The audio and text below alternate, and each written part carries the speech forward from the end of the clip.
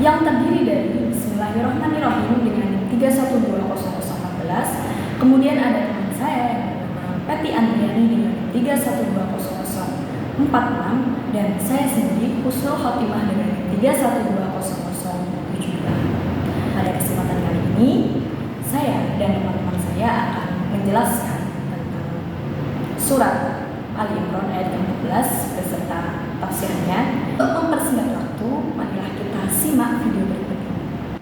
A'udzubillahi minasyaitonirrajim. Bismillahirrahmanirrahim.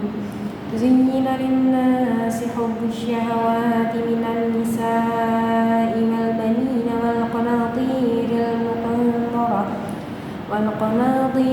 muqantarati minadh dhahabi wal fiddati wal khaylil musawwamati wal an'ami wal harth. Dzalika mata'ul hayatid dunya wallahu 'indahu husnul ma'ab. Shadaqallahul 'adzim. Dengan menyebut nama Allah yang Maha Pengasih lagi Maha Penyayang. Dijadikan indah bagi manusia kecintaan pada aneka kesenangan yang berupa perempuan, anak-anak, harta benda yang bertimbun tak terhingga berupa emas, perak-perak, kuda pilihan, binatang ternak, dan sawah ladang. Itulah kesenangan hidup di dunia, dan di sisi Allah lah tempat kembali yang baik. Al-Quran Surat Ali Imran ayat ke-14. Menurut tafsir Rasyid Ridho dalam tafsirnya Tafsir Al-Manar, yaitu surat Ali Imran ayat ke-14 ini mengandung makna tentang ancaman bagi orang-orang kafir yang diberikan kenikmatan karena di dalamnya itu ada kata nas. Nas di sini itu bersifat umum dan merupakan janji bagi orang-orang yang bertakwa.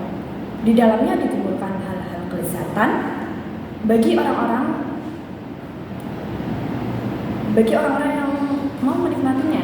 Dan Rasul Ridho juga mengatakan bahwa maksud ayat di atas itu bukanlah untuk penghinaan atau mencela kehidupan dari dunia atau lari darinya, tapi di dalamnya itu dimaksudkan hanya untuk makna peringatan, kehati-hatian terhadap orang-orang beriman, supaya mereka itu tidak terburu dalam menggapai kesenangan kehidupan dunia mereka. Kata nas dalam ayat di atas adalah orang-orang yang dibebankan, yang balik, berakal akan syariat, karena tujuannya memberikan petunjuk kepada mereka yang dibebankan, bukan untuk anak-anak, dan syahwat merupakan emosional jiwa atau diri yang merasa membutuhkan terhadap kelezatan dunia yang diinginkan.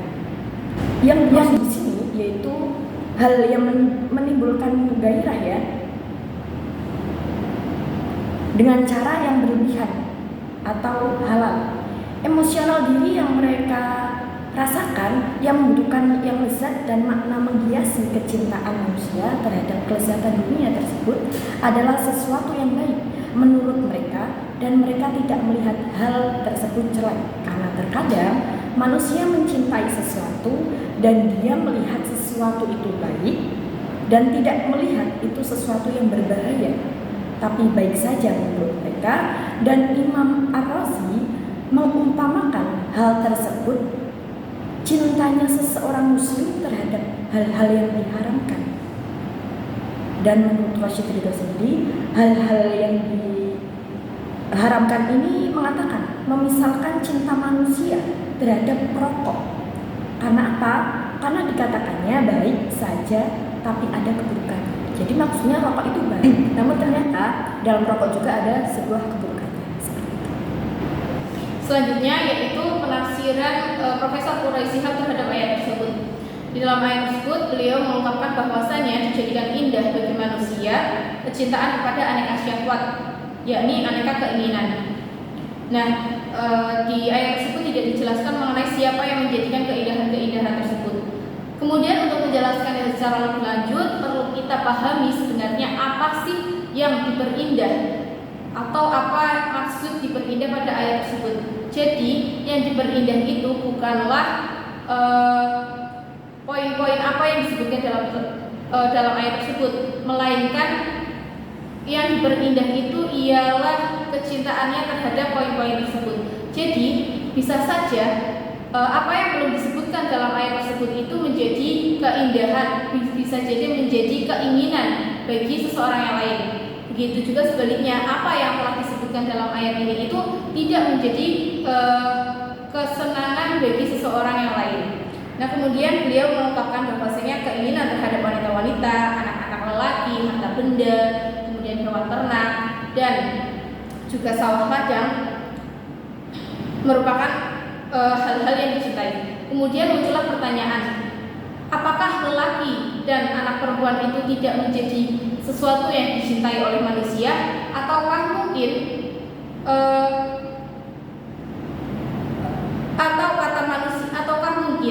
kata manusia dalam ayat tersebut itu hanya bermakna laki-laki. Nah, sebenarnya kata manusia pada ayat ini itu juga bermakna perempuan. Jadi ayat ini itu mencakup manusia secara umum, baik laki-laki maupun perempuan. Nah, kemudian mengapa ayat tersebut tidak menyebutkan laki-laki dan anak perempuan? Yang pertama, karena Al-Quran enggan menyebutkan syahwat perempuan terhadap laki-laki demi menjaga keharusan perasaan perempuan. Nah, kemudian mengenai mengapa anak perempuan tidak disebut, karena pada saat turunnya ayat ini kondisi masyarakat Arab jahiliyah itu tidak menginginkan anak perempuan, mereka hanya menginginkan anak laki-laki. Mereka itu menganggap rendah kedudukan wanita, sehingga ketika mereka memiliki anak perempuan itu dianggap sebagai sebuah aib. Nah, kemudian ayat ini juga menegaskan atau menjelaskan bahwasanya perempuan itu manusia itu cinta terhadap harta benda, baik yang berupa emas maupun perak. Kemudian juga terhadap tanah atau sawah, tanah ladang atau sawah, dan kemudian juga cinta terhadap hewan-hewan ternak. Kemudian menurut tafsir Al-Azhar karya Buya Hamka, menurut beliau bahwasanya ayat ke-14 ini terdapat 3 kata, yakni zuyyina yang artinya diperhiaskan. Maknanya semua benda yang diinginkan tentu ada baik dan ada buruknya bila keinginan itu muncul. Yang nampak itu hanya kebaikannya saja dan yang buruknya itu ya hilang. Kemudian yang kedua ialah hub, yang artinya cinta atau kesukaan. Kemudian yang ketiga itu syahwat. Syahwat itu keinginan yang timbul selera yang membuat nafsu ingin mempunyainya. Maka di sini terdapat 6 hal yang mana manusia sangat menyukainya dikarenakan ingin menguasainya atau mempunyainya. Tidak peduli kesusahpayahan yang dilakukannya demi yang dicintainya. Yakni yang pertama ialah perempuan, yang kedua anak laki-laki, yang ketiga itu emas dan perak, yang keempat kuda kendaraan yang diasuh, yang kelima hewan ternak, dan yang terakhir ialah sawah dan ladang. Nah, setelah dipaparkan 3 penafsiran tadi, selanjutnya di sini saya akan memberikan penjelasan kritis mengenai Quran surat Ali Imran tersebut dalam kacamata qiraah mubadalah. Dalam pendekatan qiraah mubadalah, menafsirkan ayat Al-Quran itu harus dilihat dari asbabun nuzul dan analisis kebahasaannya. Berkaitan dengan asbabun nuzul, ada 3 riwayat yang menyatakan mengenai sebab turunnya ayat tersebut. Yang pertama yaitu bahwasanya ayat tersebut turun berkaitan dengan kedatangan seseorang Nasrani Najran ke Madinah dengan membawa barang-barang yang sangat mewah dan akhirnya membuat para sahabat tergoda. Kemudian riwayat yang kedua menyatakan bahwasanya ayat ini turun berkaitan dengan seorang bangsawan yang tadinya telah mengakui kerasulan Nabi Muhammad SAW, akan tetapi kemudian dia berpaling karena dia tergoda akan harta dan kedudukan yang diberikan oleh kerajaan Romawi. Kemudian riwayat yang ketiga menyatakan bahwasanya ayat ini turun berkaitan dengan adanya seseorang Yahudi di Madinah yang diajak oleh Rasulullah untuk menyembah Allah, akan tetapi dia menolak dan justru malah memamerkan kemewahannya. Kemudian secara bahasa ayat ini menempatkan perempuan sebagai objek dan laki-laki sebagai subjek. Itu berarti bahwasanya ayat ini itu mengabarkan kepada lelaki bahwasanya perempuan, kemudian anak laki-laki dan apapun yang disebut dalam ayat tersebut itu merupakan godaan bagi laki-laki dan dapat membuat dirinya tergelincir dari beribadah kepada Allah Subhanahu wa taala. Nah, sebenarnya ayat tersebut itu menggunakan kata li'an-nasi atau manusia, yang di sini berarti bukan hanya ditujukan kepada laki-laki, melainkan juga perempuan. Nah, kesalingan secara kontekstual, kesalingan antara laki-laki dengan perempuan itu dapat digambarkan dengan dua buah kutub magnet yang saling tarik-menarik. Jadi perempuan tertarik dengan laki-laki dan laki-laki tertarik dengan perempuan. Meskipun dalam suatu kondisi perempuan memang menjadi penggoda atau menjadi godaan bagi laki-laki, maka akan tetapi dalam situasi yang lain pun laki-laki dapat membuat atau dapat menggoda perempuan, sehingga perempuan juga dapat tergelincir dari beribadah kepada Allah Subhanahu wa taala. Nah, untuk itu gagasan utama dari ayat ini bahwasanya ayat ini memerintahkan kepada manusia, baik laki-laki maupun perempuan, untuk menjaga diri dari godaan dunia atau hiasan dunia berupa lawan jenis, ketertarikan antara lawan jenis. Nah, kemudian ayat ini juga menyebutkan laki-laki sebagai objek, bukan hanya perempuan yang sebagai objek, melainkan laki-laki juga sebagai objek dan perempuan bisa juga menjadi subjek.